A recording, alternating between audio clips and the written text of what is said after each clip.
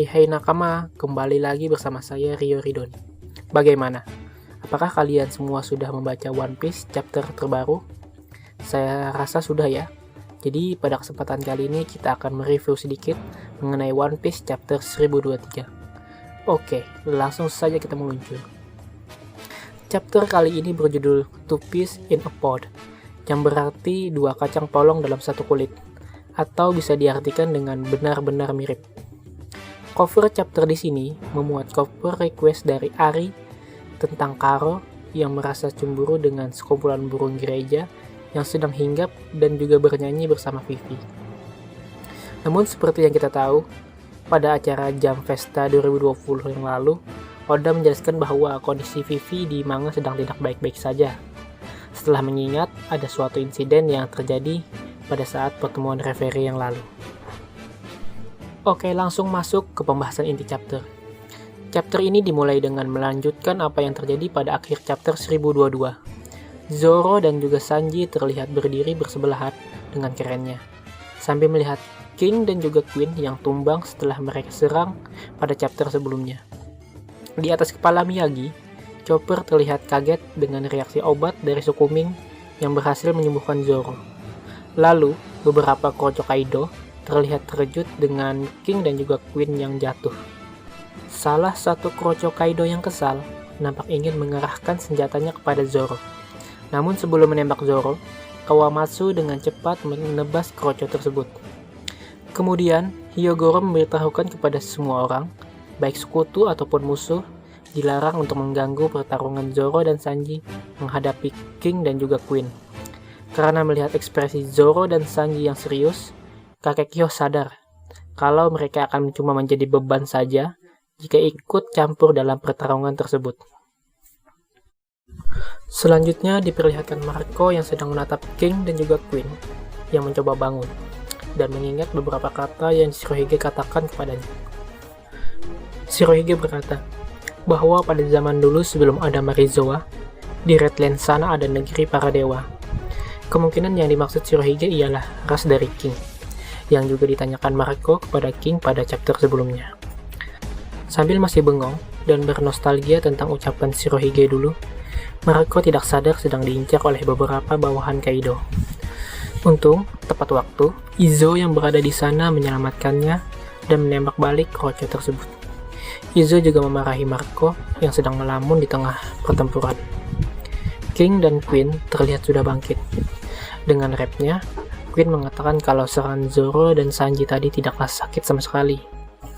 Queen lanjut menjelaskan kalau kekeringan, wabah, dan kebakaran adalah 3 bencana yang setia melindungi Kaido. Sambil menembaki Zoro Sanji dengan lasernya, Queen mengatakan karena mereka tidak terkalahkanlah, makanya mereka dipanggil sebagai All-Star-nya Kaido. Zoro menyadari ada sesuatu yang tidak beres dengan Sanji dan menanyakannya. Sanji menjelaskan kalau tubuhnya terasa aneh setelah memakai Right Suit yang kedua kalinya. Kemungkinan itu saat menyelamatkan Momonosuke pada chapter 988 lalu. Di saat Zoro dan Sanji berdebat, King tiba-tiba menyerang Sanji dengan pedangnya. Tetapi Zoro menghentikannya sambil mengejek Sanji dan bilang kalau Sanji berhutang nyawa padanya.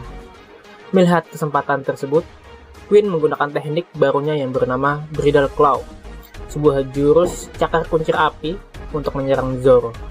Namun dengan cepatnya, Sanji menyelamatkan Zoro sambil membalas perkataan Zoro sebelumnya. Well, sambil bertarung pun, Zoro dan Sanji masih nampaknya sempat untuk bercanda dan bersaing untuk saling mengejek satu sama lain. Queen lalu berbicara kepada Sanji dan memberitahukan kalau seluruh anak-anaknya Janji sudah dimodifikasi menjadi cyborg dan salah satunya adalah kaki Sanji yang berapi-api tersebut.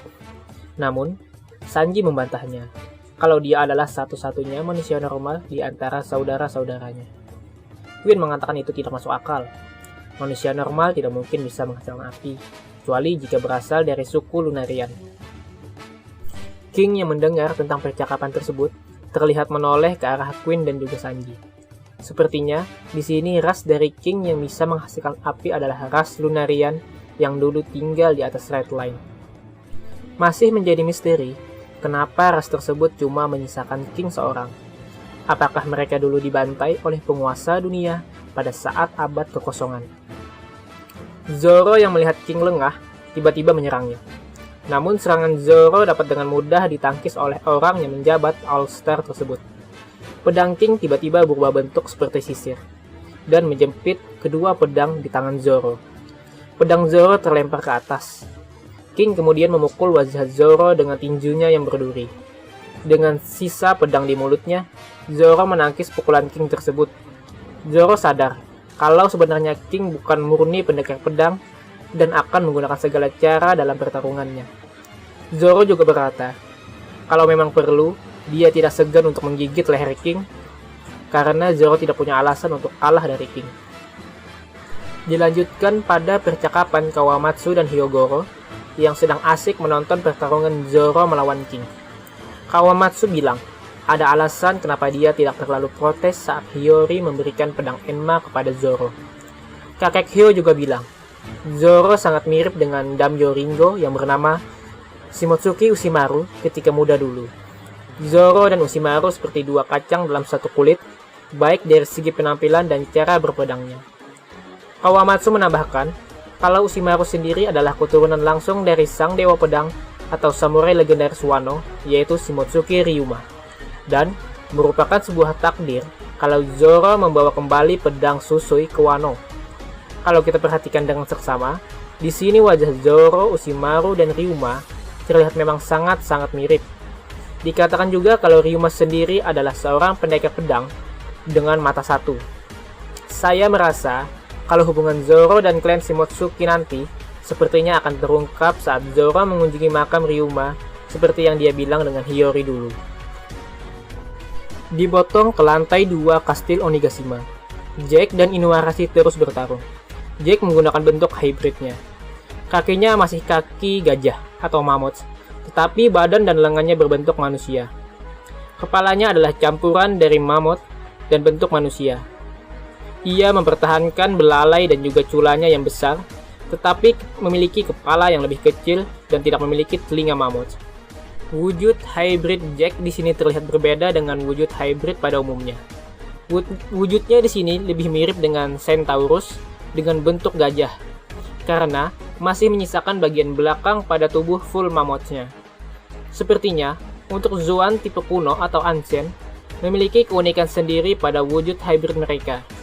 Sama halnya dengan hybrid Zoan Kumo Kumonomi, model Rosa Miguel Gravogeli punya Black Maria, yang juga memiliki wajah aneh pada laba-laba yang dia ada di bawahnya. Jack menyerang Inuarashi dengan belalainya. Tetapi, seperti yang terjadi di Gizo, Inuarashi berhasil mengambil dan melemparkan tubuh Jack keluar ruangan. Mereka berdua sekarang jatuh ke lantai di mana Asura tidak sadarkan diri. Inuarashi ingat siksaan yang dilakukan Jack kepadanya saat terjadi di Gizo dulu, dan mengatakan bahwa sekarang semuanya akan berbeda. Berkat lubang besar di langit-langit yang dibuka oleh Kaido, Inuarashi bisa berubah menjadi wujud sulungnya dan mengejutkan Jack. Beralih ke pintu masuk kubah tengkorak, Peros nampak masih terbaring setelah menerima serangan Neko sebelumnya. Nekomamushi mendekati Perospero dan mengatakan bahwa dia akan membalas kematian Pedro. Neko bilang, kalau tanpa Pedro, Luffy dan lainnya tidak akan sampai ke Wano Kuni. Bulan purnama bersinar terang. Cahaya rembulannya mengenai tubuh Neko dan membuatnya perlahan menjadi wujud yang lebih seram, yaitu wujud sulong dari penguasa malam hari Zou tersebut. Terlihat Peros-Peros sang putra sulung Big Mom ini ketakutan setelah melihat wujud sulungnya Nekomamushi. Di lantai 2 kastil Onigashima, Raizo dan Fukurokuju masih terus bertarung. Fukurokuju mentertawakan Raizo yang masih setia melayani anak hantu dari Kozuko Oden, yaitu Momonosuke. Dia bilang, Wano Kuni tidak bisa mempercayakan seorang anak ingusan menjadi shogun.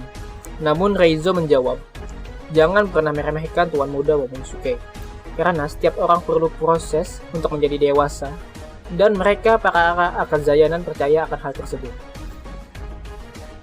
Shin berpindah lagi ke Udon, lebih tepatnya pelabuhan Tokage.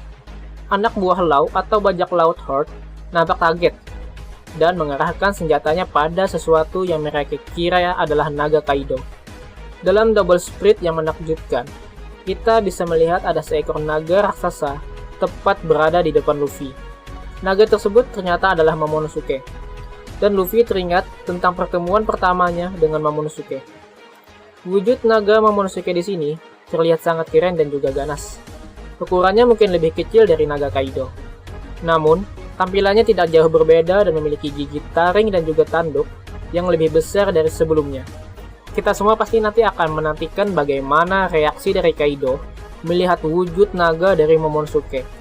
Sepertinya Kaido akan sangat terkejut melihat ada naga tiruan dirinya. Pertanyaannya, apakah Momonosuke juga bisa melakukan semua jurus ataupun elemen alam seperti Kaido? Jika bisa, sepertinya Momonosuke di arc ini akan mendapatkan power up besar-besaran dari Oda. Mengingat juga perannya di sini sangat penting.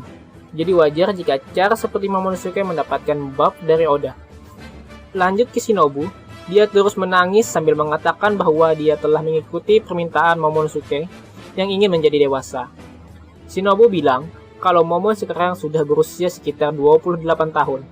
Perawakan full wujud manusia Momo tidak ditampilkan oleh Oda. Namun, kita bisa melihat kalau tinggi dari Shinobu cuma sekitar di bawah bahu dari Momonosuke dewasa. Yang artinya, Momo di sini lebih tinggi daripada Luffy. Yang membuat Shinobu menangis ternyata adalah wujud dewasa Momonosuke, seperti orang yang dia kenal sebelumnya. Kemungkinan, wujud dewasa Momo di sini sangat mirip dengan Oden. Di akhir panel, Luffy mengajak Momo untuk bergegas kembali ke Wano, dan dengan gagahnya, Momo mengiyakan ajakan Luffy tersebut. Chapter selesai, dan akan berlanjut pada manga chapter 1024 yang akan rilis minggu depan. Sekian dulu pembahasan kita kali ini. Mohon maaf jika ada kesalahan kata dalam penyampaian saya. Saya izin pamit. Sampai jumpa di video berikutnya.